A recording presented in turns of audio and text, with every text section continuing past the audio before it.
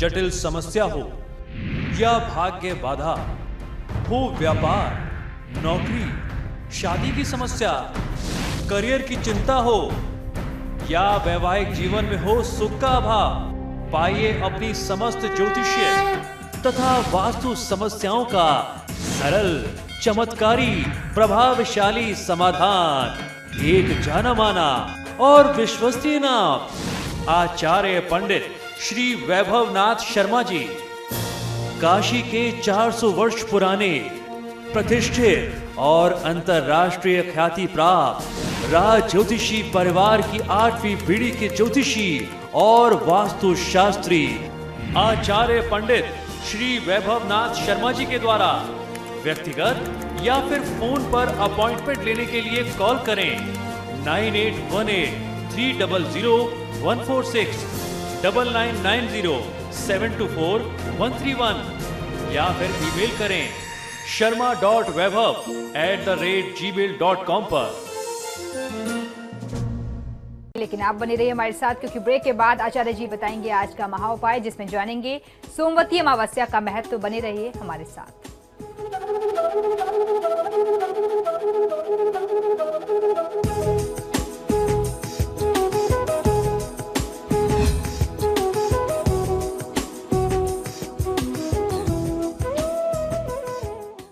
और ब्रेक के बाद एक बार फिर से आपका स्वागत है। चलिए अब जान लेते हैं आज का महाउपाय।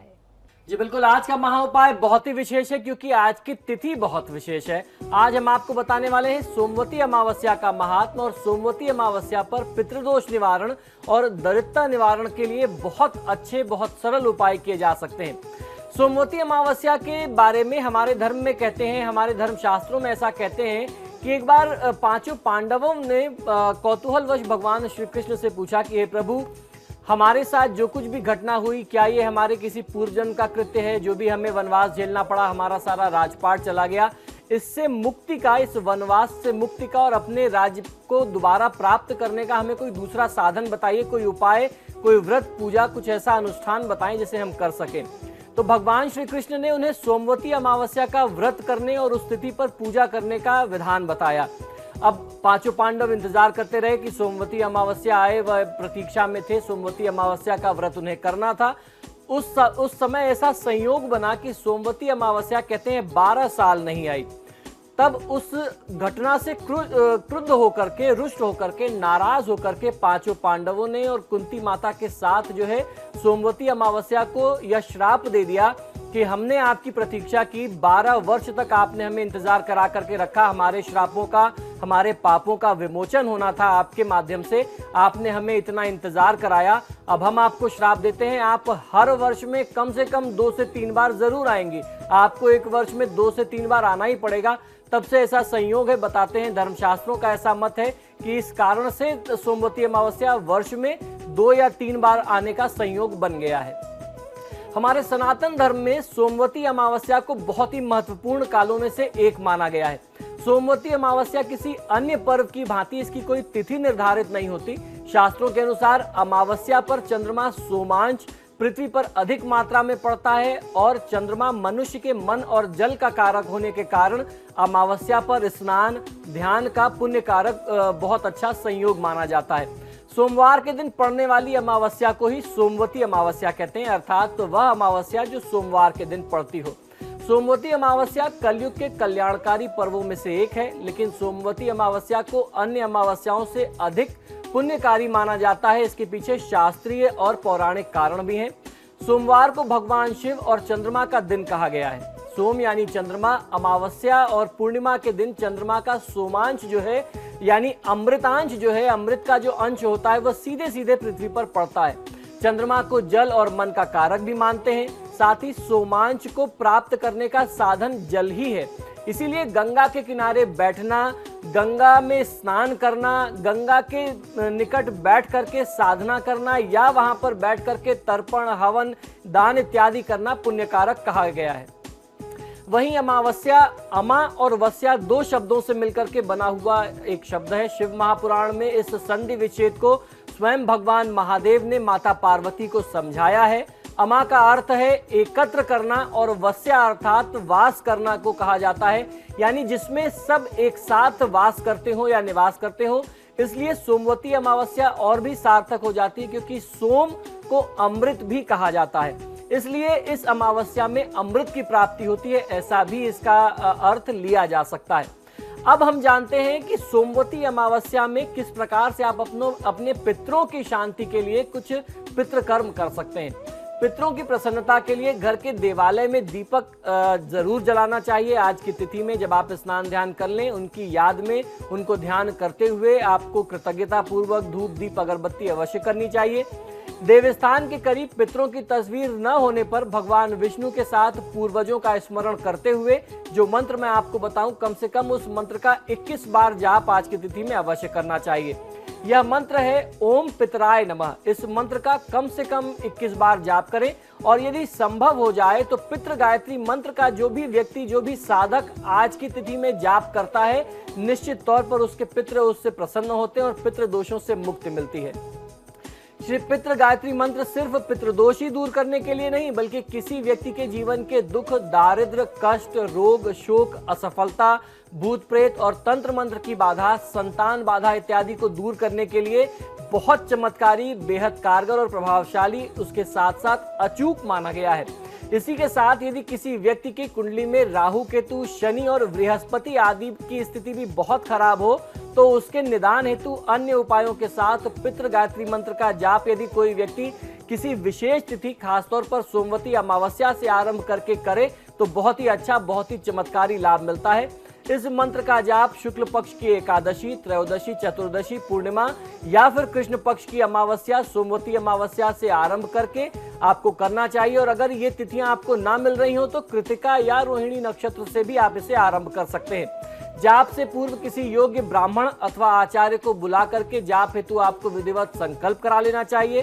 फिर ब्राह्मण देवता को अन्न, वस्त्र, धन और दक्षिणा आदि दे करके आप उनको विदा करें।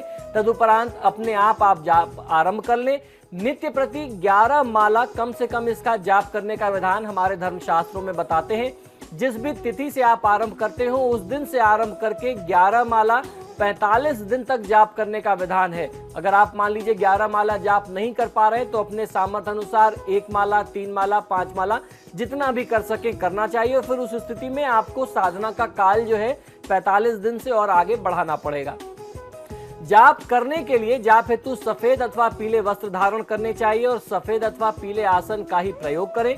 जाप रुद्राक्ष की माला पर करें तो बहुत अच्छा लाभ मिलता है, और यह क्रम कम से कम 45 दिन, 90 दिन अगर आप करते हैं तो आपको फायदा मिलता है। तो आइए जानते हैं जिस मंत्र की इतनी महिमा बताई वह पितृ गायत्री मंत्र क्या है। ओम पितृगणाय विद्महे जगत धारणे धीमहि तन्नो पितरो प्रचोदयात्। मंत्र पुनः एक बार सुन लीजिए, ये बहुत ही चमत्कारी है। ओम पितृगणाय विद्महे जगत धारणे धीमहि तन्नो पितरो प्रचोदयात्। इस मंत्र का जाप आपको जरूर करना चाहिए। तो ये तो बात रही सोमवती अमावस्या पर पितृदोष निवारण की। मैंने आपको पितृ गायत्री मंत्र बताया। अब मैं आपको बताता हूं सोमवती अमावस्या पर दरिद्रता निवारण के उपाय। आज की तिथि बहुत चमत्कारी है, आप अपने दरिद्रता से भी मुक्ति पा सकते हैं। आपको करना यह है कि सोमवती अमावस्या के पर्व में स्नान और दान का बहुत बड़ा महत्व है। इस दिन यदि आप मौन रह करके स्नान करते हैं तो ऐसा हमारे धर्मशास्त्रों का मत है कि हजारों गौओं के दान करने का फल किसी भी साधक को प्राप्त होता है जो मौन रह करके किसी तीर्थ जल में स्नान करता है। इस दिन पीपल और भगवान विष्णु का पूजन करना चाहिए तथा 108 प्रदक्षिणा पीपल और भगवान विष्णु की अवश्य करनी चाहिए। 108 में से पहली 8 प्रदक्षिणा जो आप पीपल के वृक्ष की करते हैं, उसमें पीपल के वृक्ष में कच्चा सूत लपेटते हुए 8 प्रदक्षिणा की जाती है। उसके बाद जो है आप 100 प्रदक्षिणा कर सकते हैं। प्रदक्षिणा करते समय 108 फलों को आप अलग रखिए। बाद में जब आपका अनुष्ठान पूरा हो जाए, प्रदक्षिणा और पूजन पूरा हो जाए, उसके बाद भगवान का भजन करने वाले ब्राह्मणों को, ब्राह्मणियों को या फिर दरिद्र नारायण के बीच में उन फलों का वितरण कर देना चाहिए। ऐसा करने से संतान भी चिरंजीवी होती है और आपके जो दुख दारिद्र्य की स्थिति है वह भी दूर हो जाती है, लक्ष्मी प्राप्ति होती है। और कहते हैं सोमवती अमावस्या पे तुलसी के पौधे, तुलसी के वृक्ष के आसपास यदि आप पूजा करते हैं, वहां धूप दीप जलाते हैं, देसी घी का दीपक जलाते हैं और कम से कम 108 प्रदक्षिणा करते हैं, तो भगवान श्री हरि की कृपा, भगवान श्री विष्णु की कृपा होती है और उनकी कृपा से आपकी दरिद्रता दूर हो जाती है। जो असमर्थता की स्थिति होती है, आर्थिक असमर्थता की, वह दूर हो जाती है और आर्थिक संपन्नता की प्राप्ति होती है। तो ये था आज का महाउपाय। इसी के साथ ही हमारे आज के कार्यक्रम में फिलहाल इतना ही। बहुत बहुत शुक्रिया आपका आचार्य जी स्टूडियो में आने के लिए। तो आपके सितारे में फिलहाल इतना ही, लेकिन खबरों के लिए देखते रहिए समाचार प्लस। नमस्कार।